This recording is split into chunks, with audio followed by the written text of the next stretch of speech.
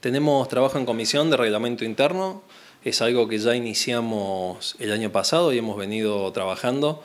Incluso recientemente la legislatura de la provincia ha dictado talleres sobre este tema en los cuales estuvimos participando y hay programado una capacitación con un especialista del tema que es Guillermo Arias, secretario parlamentario de la legislatura de Córdoba. Él va a venir para asesorarnos sobre este tema porque creo que ya lo hablamos en alguna oportunidad, nuestro reglamento es del año 84. Así que requiere muchas actualizaciones.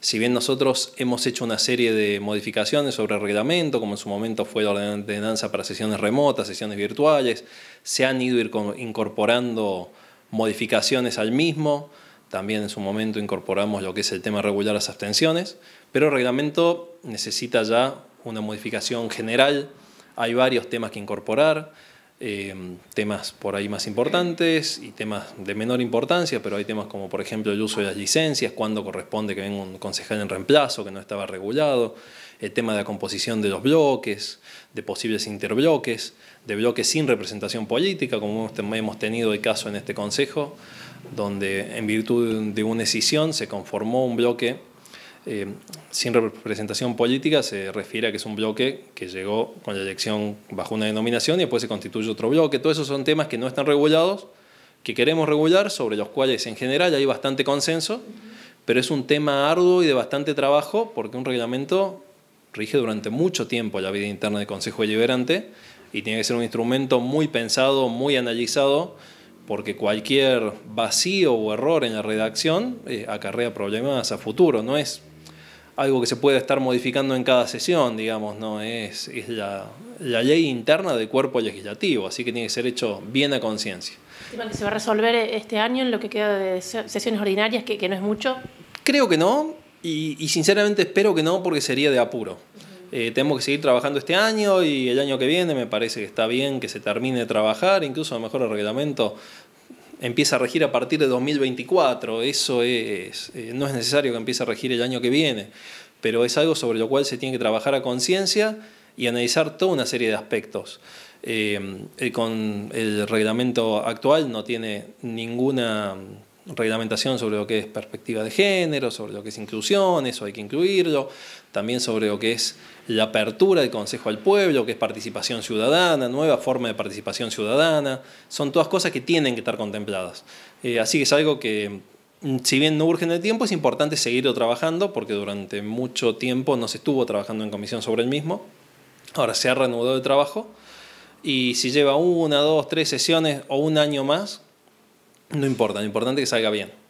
Hubo un cambio en la dinámica, un punto importante en las sesiones, fue un proyecto de su autoría, se aprobó sobre tabla, según nos informaba el concejal de la oposición Fabot, tiene que ver con discriminación de las cartas de vecinos, algunas van a ser públicas, ya son públicas, otras no. Cuéntenos cómo surge esta iniciativa. Bueno, eso también es un tema que debería estar establecido en el reglamento interno, que no está.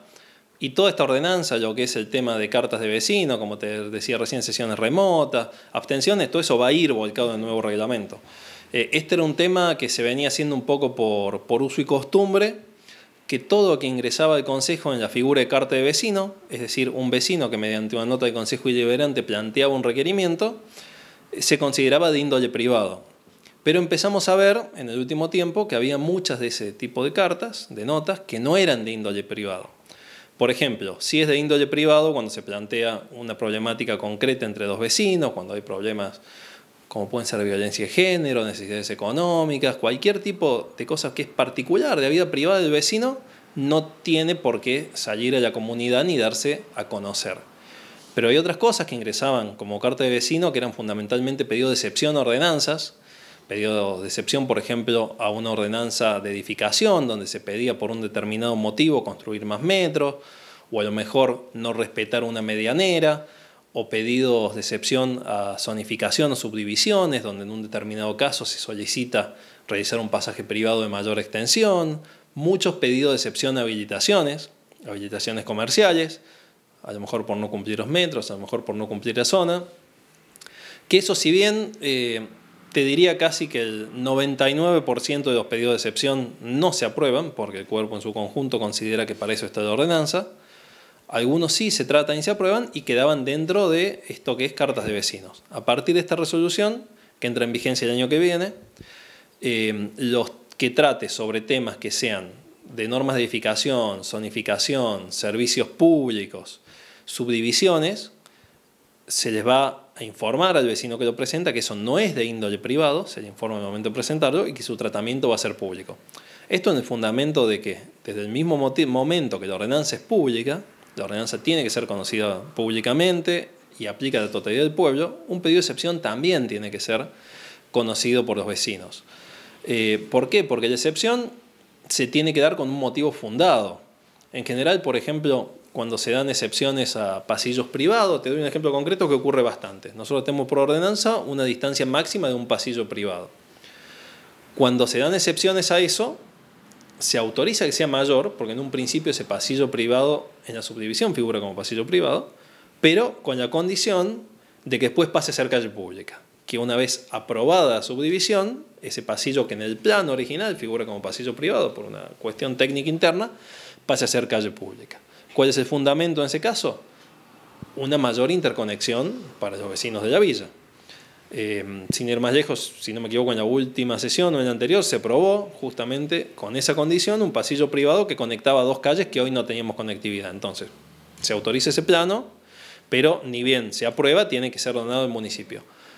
De ese tipo de excepciones, si bien no hay muchas, ocurren y consideramos, esto fue unánime la decisión del cuerpo, o sea, no hubo discrepancias ahí, que tienen que pasar a ser públicos. Pero como el Consejo venía históricamente trabajando con ese uso y costumbre, se cambió la normativa en ese sentido. Es algo de funcionamiento interno, pero creo que es muy importante para la transparencia y la vida democrática del cuerpo, ¿no? Hay noticias respecto a cuándo comienzan a tratar presupuesto tarifaria, son proyectos claves, ¿no? Y que tienen fuerte impacto en la comunidad. Totalmente, es un proyecto clave, siempre es algo que los vecinos están esperando que comience el tratamiento, más en este que fue un año inflacionario con inflación récord del último tiempo, y estimo que va a ingresar en lo que queda del mes, o sea, debería estar ingresando ahora en lo que queda de este mes para que tengamos el tratamiento.